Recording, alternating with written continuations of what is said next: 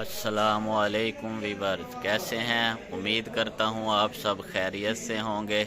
अगर मेरा YouTube channel subscribe नहीं किया तो प्लीज़ जल्दी से सब्सक्राइब कर लें, और अगर वीडियो पसंद आए लाइक कमेंट शेयर ज़रूर किया करें।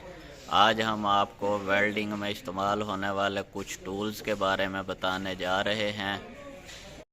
ये है जी वेल्डिंग मशीन। वेल्डिंग में इस्तेमाल होने वाली मशीन।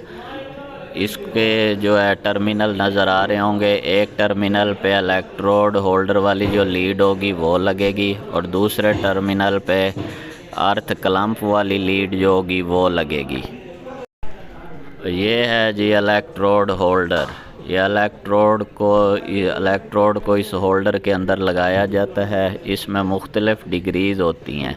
जिस पोजीशन पे आपने वेल्डिंग करनी हो उस पोजीशन के हिसाब से इलेक्ट्रोड को उसी डिग्री पर रखा जाता है। ये है जी वेल्डिंग लीड। वेल्डिंग लीड जो है इसके एक सिरे पे इलेक्ट्रोड होल्डर लगाते हैं और दूसरा सिरा जो है वो वेल्डिंग मशीन में लगता है। ये करंट को वेल्डिंग मशीन से इलेक्ट्रोड होल्डर तक पहुंचाती है। इसको हम वेल्डिंग लीड कहते हैं। ये है जी अर्थ लीड और अर्थ क्लैंप। ये भी लीड जो है इसका एक सिरा वेल्डिंग मशीन के साथ लगेगा और दूसरा अर्थ क्लैंप जो होगा आप जिस जॉब को वेल्ड कर रहे हैं उस जॉब के साथ लगेगा। तो ये अर्थ क्लैंप और अर्थ लीड होंगी।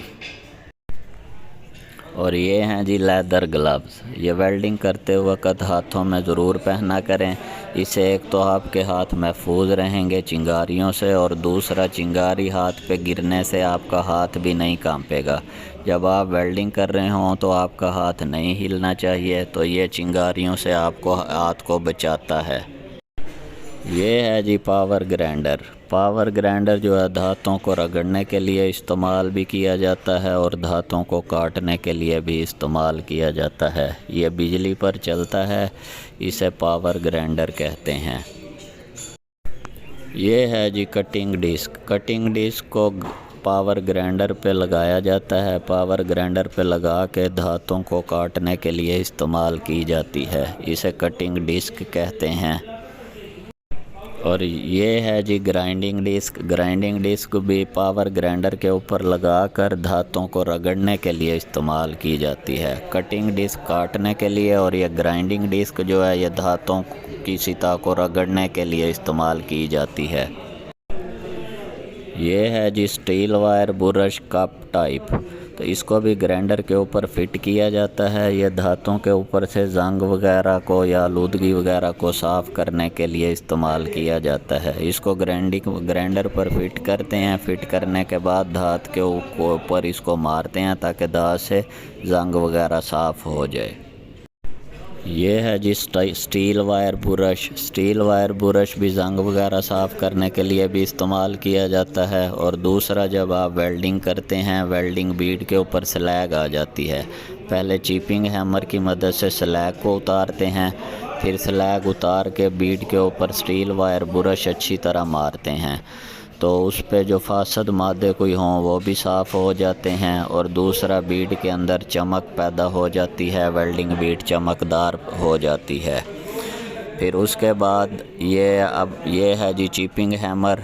चिपिंग हैमर जो है ये स्लैग वेल्डिंग करते हैं, वेल्डिंग बीड के ऊपर स्लैग आ जाती है, स्लैग को उतारने के लिए चिपिंग हैमर का इस्तेमाल किया जाता है।